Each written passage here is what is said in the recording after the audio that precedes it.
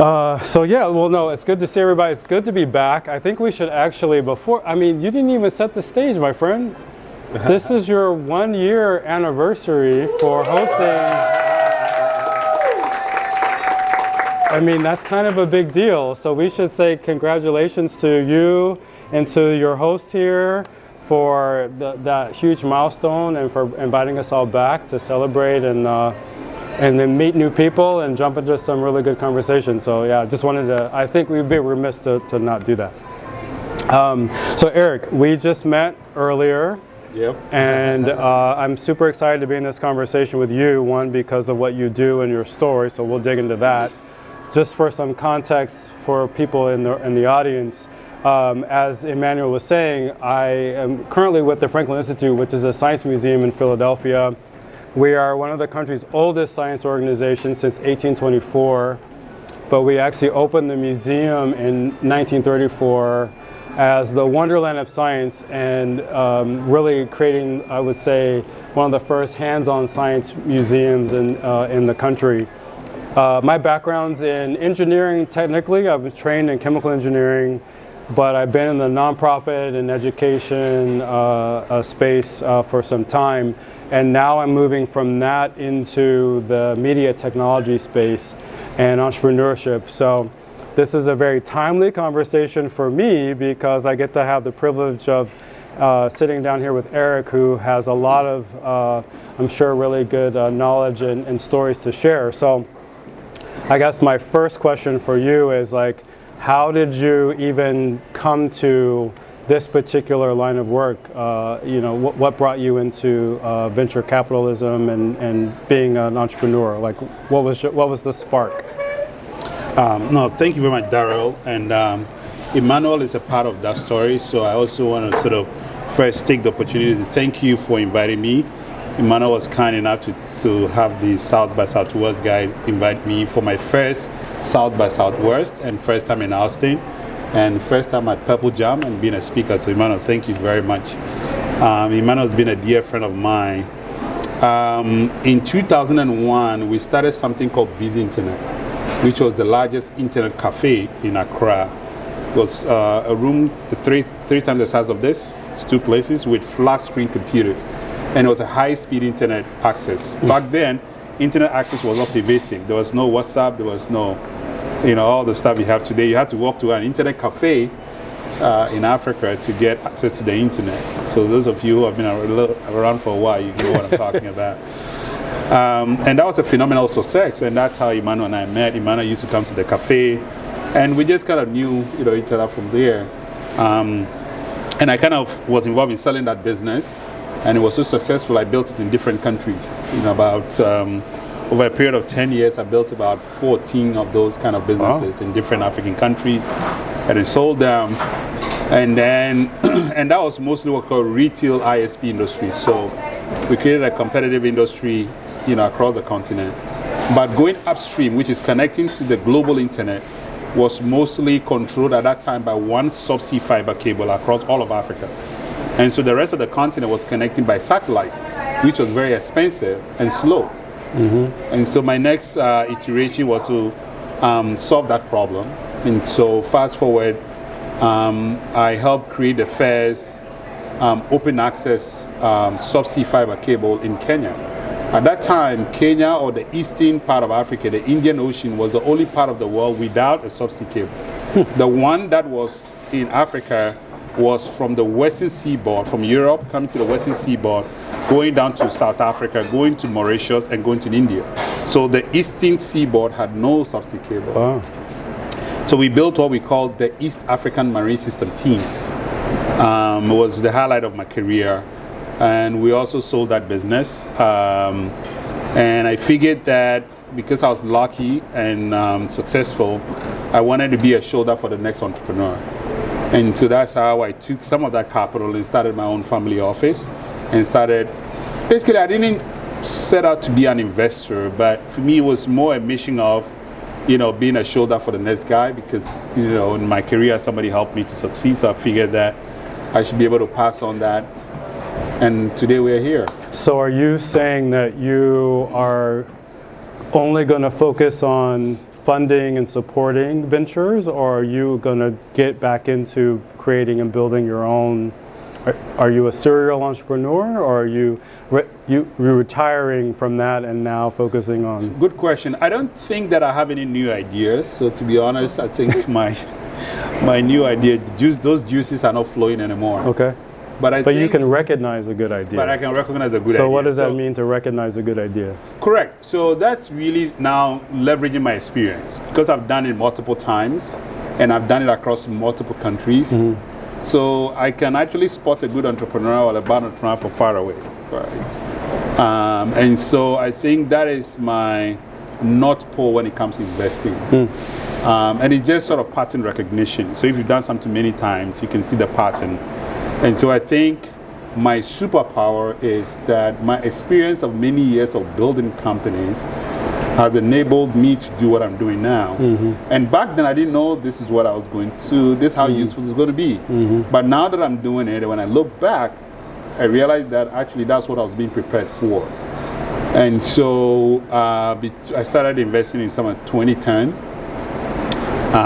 and launched a family office. And then in 2014 launched Chanzo Capital, which is a tech VC firm focused on Africa. And our moonshot is we believe that the next technology, biggest technology companies in the world are going to come from Africa. Mm-hmm. And so we want to be the first guys to back them. How do we come to that conclusion? Necessity is the mother of invention, and Africa has the most necessity, and the largest population, and the most youthful population, and the fastest growing place in the world. Mm-hmm. So all the, all the facts, stars are pointing are aligning towards, to Africa. Yeah. And so even though I kind of came to school here and partly live in California, I really believe that Africa is the future of the world. So I went back and, like I said, built some of the early foundation of infrastructure, and then now building in what you call the application layer. So the entrepreneurs building the application layer that runs on the network infrastructure that we built. And as you know, one of the most pervasive things that happen in Africa is mobile penetration, where today in Africa, every African, there are more mobile phones in Africa than there are human beings. How is that possible? There are people with 2 or 3 phones. And in Africa, the mobile phone is the computer. Everybody, you can go to the most remote part of Africa and there's a cell phone. And that's how people communicate. And so our thesis is that the entrepreneurs that can build the applications that run on these phones are going to be able to capture that market. And how are they going to be doing it? They're building applications that are solving problems that these people are facing. And so that's how we believe that the next big technology company is going to come from Africa. So I have a follow-up question, because I'm curious in this particular moment.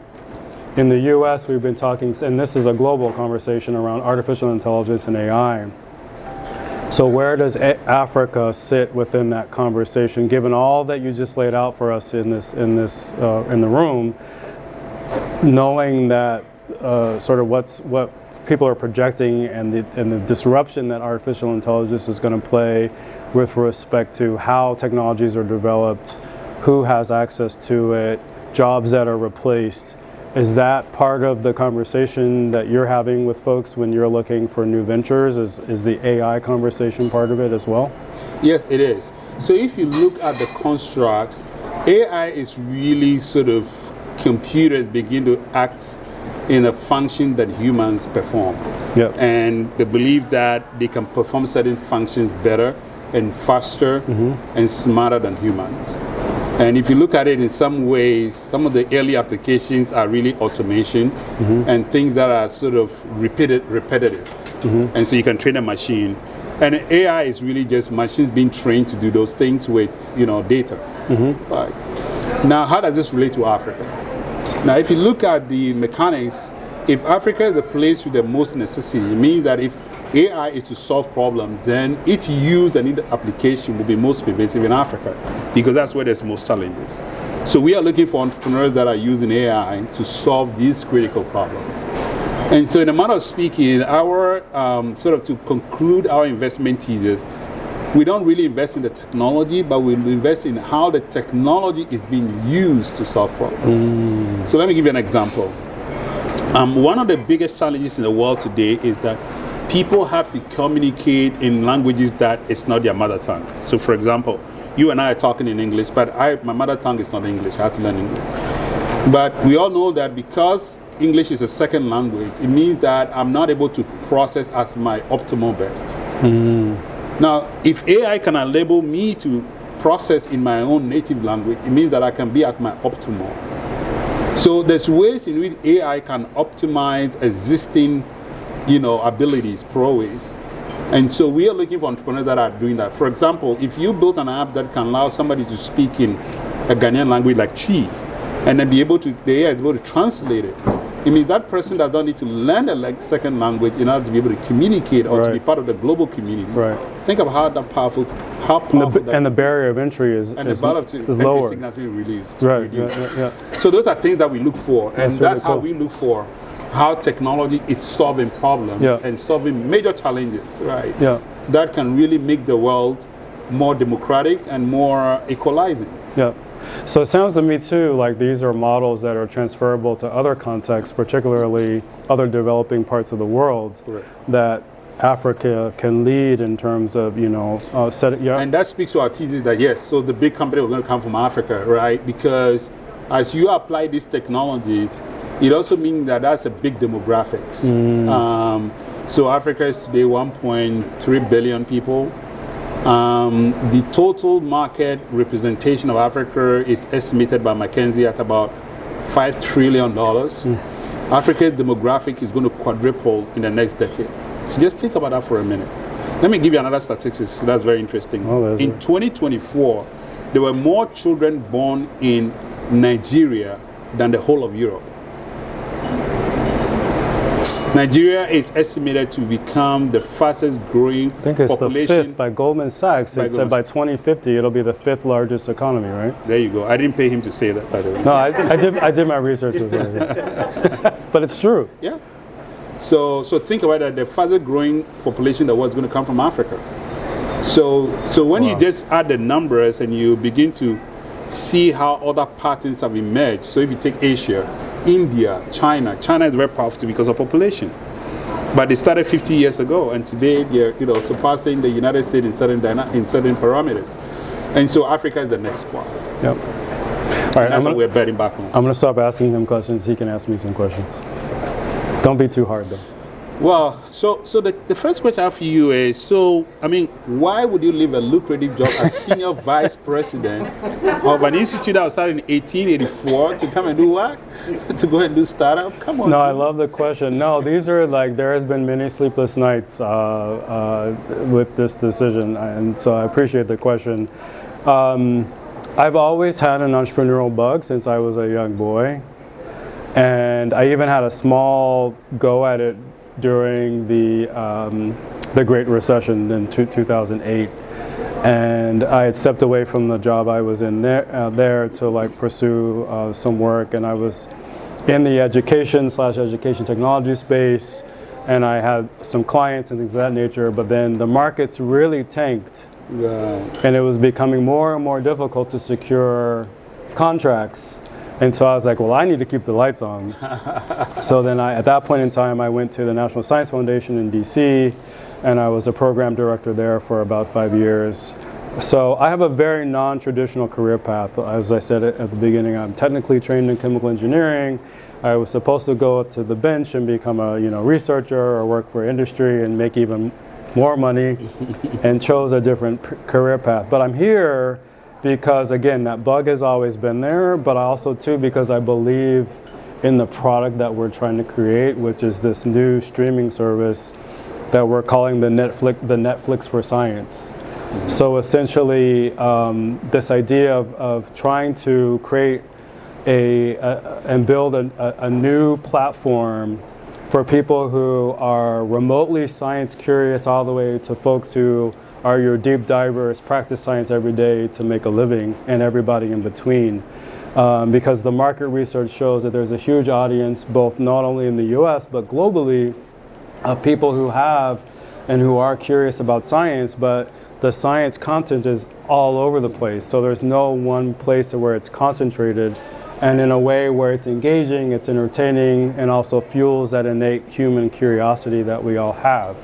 And so for me, when I started having the conversations and thinking through what we were aiming to build, it's not just your, content library that's all kinds of stuff like you do the doom scroll, as they say, on your phone or when you're on Netflix or Hulu, but it's very well curated, beautifully done. The human side of science, it's science storytelling. It really brings science to life in a new and more engaging way. But it's not just the videos and the streaming video content, but it's also gaming, it's podcasts, it's also audiobooks, and all of this is part of the tech stack, which currently doesn't exist in the marketplace. And so we're hoping to bring something that's fresh, something that's innovative, something that's novel, but also something that's niche, because the content that's available out there, like I said, with your Netflixes and your Hulus and all of that, is like, there's no shortage of content, but it's sort of like endless, and you can get lost in all of the content that's out there, rather than something that's really well designed and well tailored for audiences. Again, and lowering the barrier of entry. It's not for people who are only scientists. It's designed to be for people who are even just remotely curious about science, and create a new avenues for people to engage with science. And really, ultimately, too, which I think is the premise of Purple Jam, it's not just content, it's also community. And we're really going to be intentional and focused on building community for people globally around science and science engagement. All right, ladies and gentlemen, I give you the next big startup in the world. Thank you. So now open it up. Any questions from the floor? Sure. Enough of my questions. Any questions from the floor? What's the name of the thing you put? It's called Helix Plus.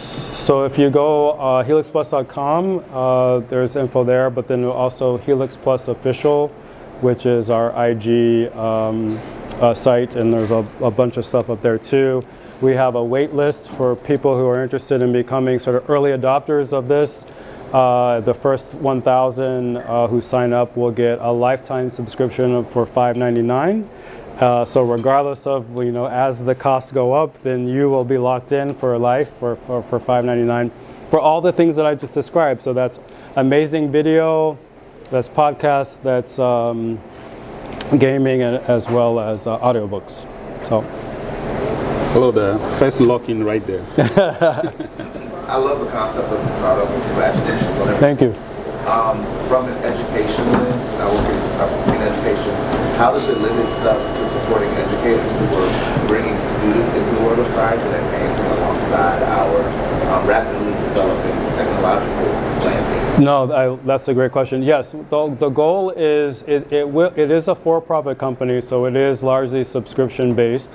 But we do intend to build relationships with schools, with science centers and museums to make sure that those institutions and organizations and communities have access to that, for the very reason to make sure that young people and educators are able to have access to the resources and all of the content that we have available.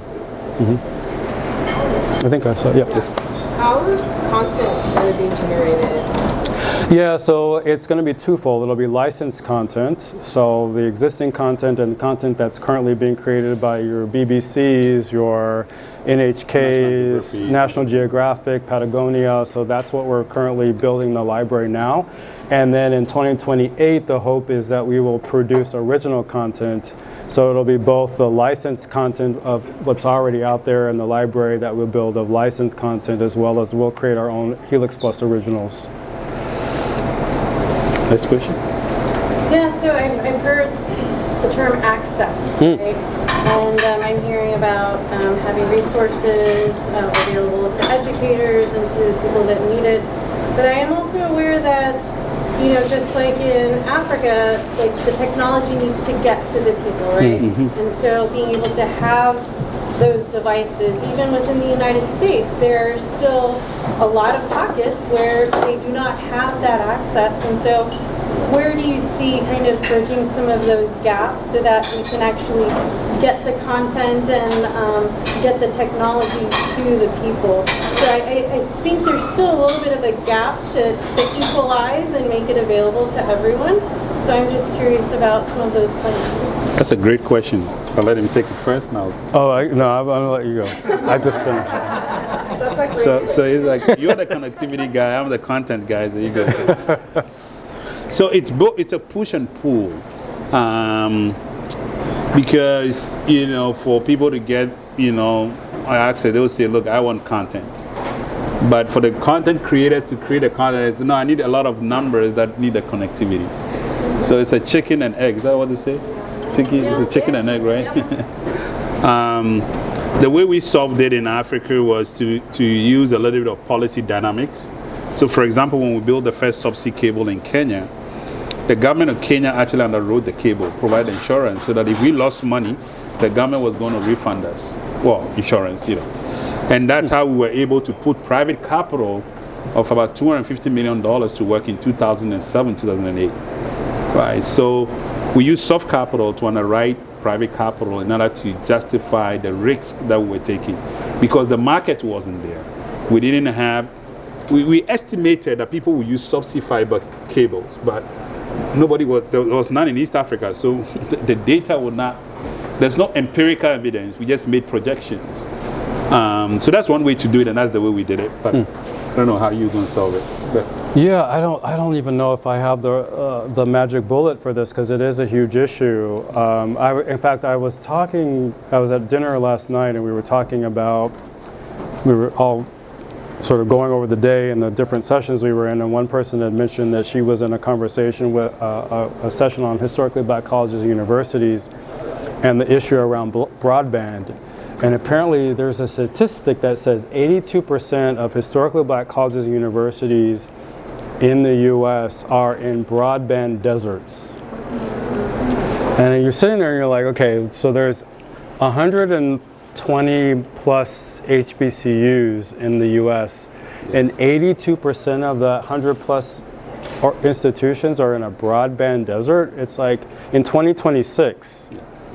So I think you're bringing up an issue which is still very real and relevant. It's like all of these things are out there and available, but it's about how does it get to everybody, and in whose hands and things of that nature. But I think that a lot of it too gets to regulations. It gets to state governments and what they prioritize and what they appropriate, and where those resources and dollars go to ensure that all of their constituents and their voters have access to the resources. So I think it's more complicated than just saying and pointing out the fact that this is in fact the case or the fact, but it's thinking more holistically about all the different layers and the nuances, because there's certainly, I'm sure here in Texas, it's very different here than it would be where I am in Philadelphia and Pennsylvania. So I think it's a very nuanced and complicated conversation.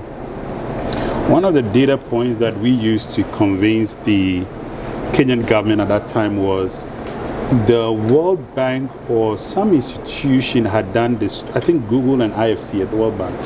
They had done a study that connected broadband penetration to GDP growth. And I think at that time, if you Google it, you'll find it. It was for every 10% of broadband penetration equated to something like 1.3, or I may be quoting the figures wrong.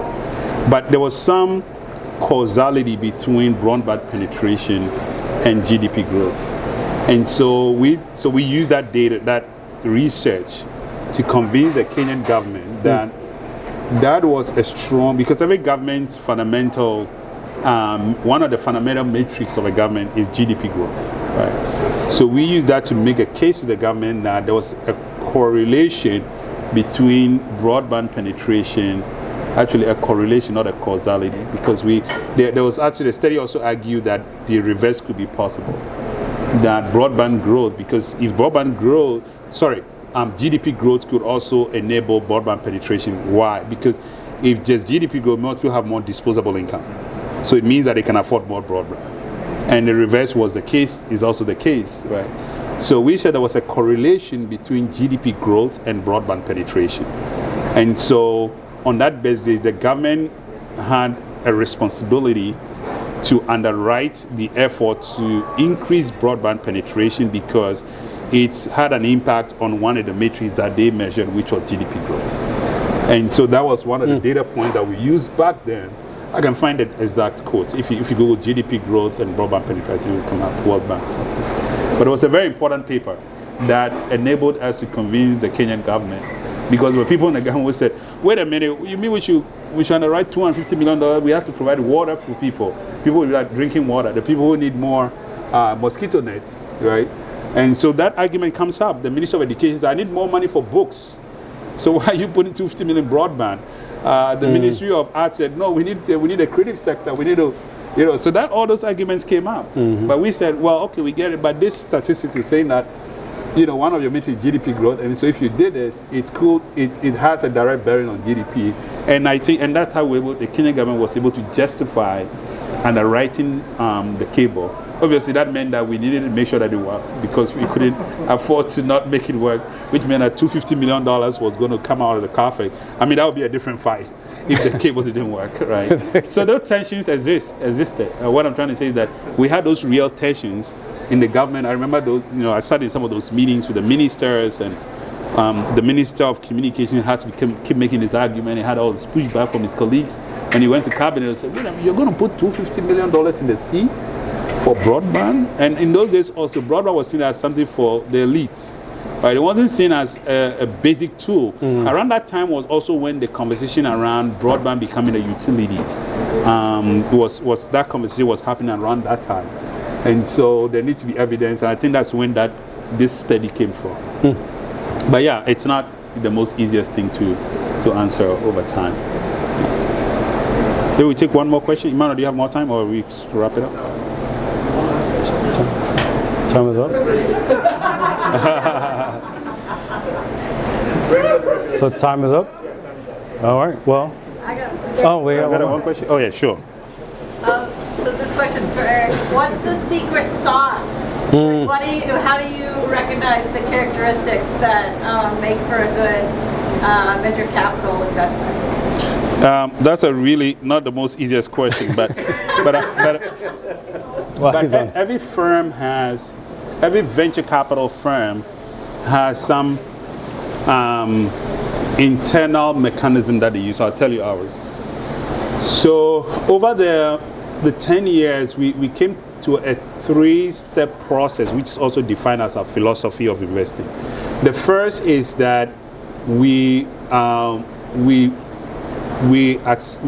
in the early stage investing, really what you do is that you're taking a risk on the entrepreneur, because he's now espoused a very interesting idea to us, right? What he said he's doing is very novel, but the question is, can you do it? So the first thing is that you have to build conviction that Darryl can do what he say, or he or his team. So our first step is building conviction. And different people build conviction in different ways. Some will look at your background, your partners, what you do, what you've done in the past. Conviction just being comfortable that this person has a higher probability of achieving what they say they will achieve. And then once you build enough conviction, we calculate the execution risk.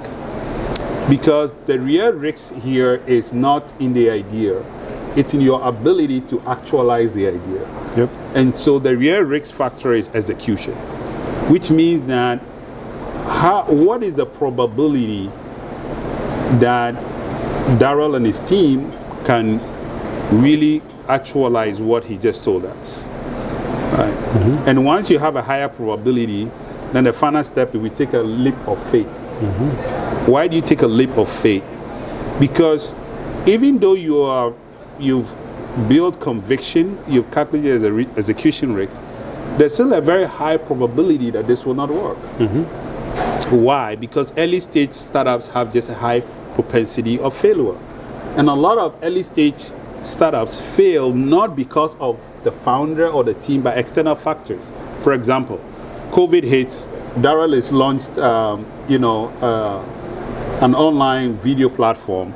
Guess what? Everybody's home and suddenly everybody has time to watch TV. So he now has the wind in his favor. So suddenly people have more time to watch TV, and so your startup could work.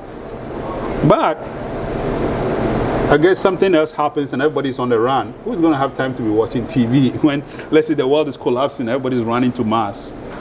So suddenly your startup is failing, not because you didn't read it, but you didn't anticipate that people will be going to Mars in a rush. But I also, to another answer to your question, because everything he's saying is triggering all the things we've been talking to with VCs.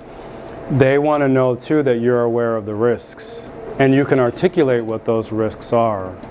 Because if you're not aware of the risks, then they're like, well, how are we going to give you all of this money if you don't even know what you're walking into? Right. So you have to be able to really clearly lay out that not only do you have a good idea and that you can execute it, but you're also aware of the potential risk, the risk scenarios, right, so that you can clearly, spell those out. Because it gives them confidence to say, hey, okay, they've done their due diligence, they have the right team, they're thinking through various milestones to get from point A to point B.